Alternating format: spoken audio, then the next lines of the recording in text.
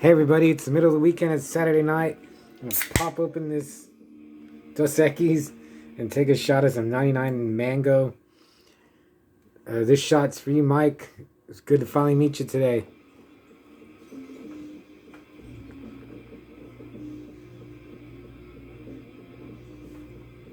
Ooh.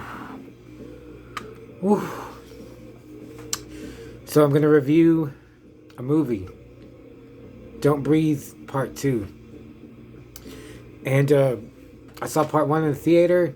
Stephen Lang, Miles Quaritch from I mean, I don't like Avatar either, but he's the best part in that movie for me. If you don't remember him, just go back or just look up Quaritch, Avatar. He's so awesome. So okay, let's just get right into Don't Breathe 2. He's somewhere, I guess, still around Detroit. He has a little girl that he's raising, Phoenix. He's teaching her how to survive. And then some evil dudes come and take her away. And he has to save her. That's pretty much it. And I thought it was maybe even better than, or just as good, maybe a little bit better than Part 1. I like Part 1 too. I mean, he's just a bad dude that'll mess you up if you mess with him. And he does bad things too. He's not just like the defender of his home. Oh, I made it. In Part 1, if you haven't seen it, yeah, he's the bad guy definitely. And in Part 2, I guess, yeah, he's still the bad guy, but he's like the bad guy you root for, and he's just a badass. And I'll give it a 4 out of 5 Manos Hands of Fate, and drink to Stephen Lang.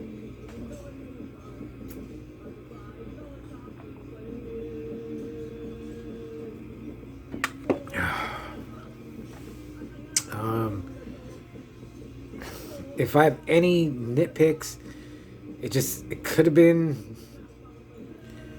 gorier, and with any movie it could have had cannibals, but that's just what I want to see in a movie. Oh yeah, another nitpick, it didn't have like just one badass like that he had to fight. There wasn't no like boss battle. There wasn't just one dude that like, man, this dude's gonna kill him. I never felt that. Just because he's blind, he's already at a disadvantage, which I thought they showed pretty good. Yeah, I really liked this movie. I liked how like he evens the odds to make it somewhat believable. There's some parts where like, okay, they could have killed him like 10 times by now, but I mean, I'll forgive that. I mean, I forgive so much in so many movies. And let's see, yeah, but it is pretty violent. There is some good kills and a couple of 2 particularly gory moments, which I was surprised in the context of how they happen. I'll put that down. Stephen Lang, he's great. At the very end, I was like, he is this guy. He's the blind man. He totally dissolved into the character, and yeah. But I just like Stephen Lang anyway. Between Avatar and now, though, I just wish he would have made he should have been Death Wish. He could have had like a Rambo type action movie. He could be oh god, what my friend Matt said, he could have been he could have been a good villain for John Wick, or Rambo, or he could have be the good guy. He could have been Cable. He could be Old Man Logan.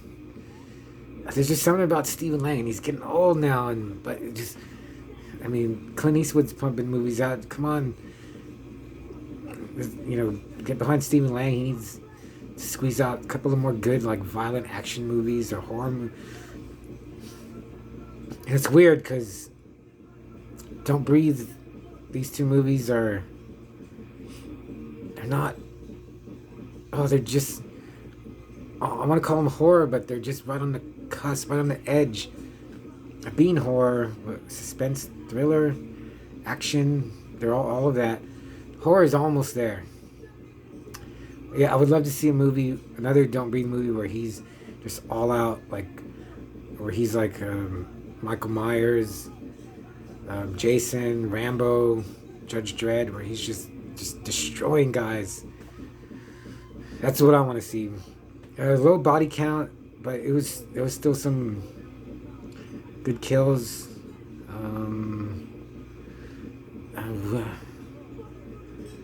I want to say I would buy it, but it just seems like, I mean, I have Don't Breathe, but everything just is on demand nowadays. Like King Kong versus Godzilla and Mortal Kombat are already on demand. I was gonna buy those, but I mean, I've already seen King Kong versus Godzilla like twice on demand.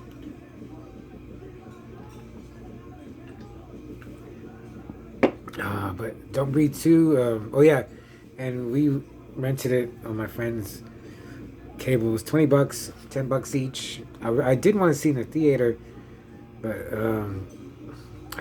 there was some days where I got to work early and I went to work on the zine where I could have gone and seen it, so I just didn't want to. Still want to go to the movies late, or not even late, like around, like, 4, 5, 6 o'clock. Just traffic, and it's just so hot here. So being able to see it on demand, it was great. Dog lovers will appreciate this movie. There's an end credits scene, so I don't know what's gonna happen. But yeah, it was just, yeah, I would totally see it. If you have no interest in the Don't Breathe movies, still, shine a light on it.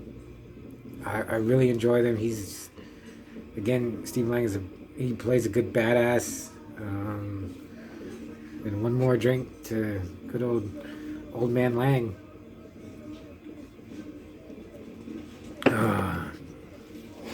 Also, check out Mystics in Bali if you haven't seen it. Bye.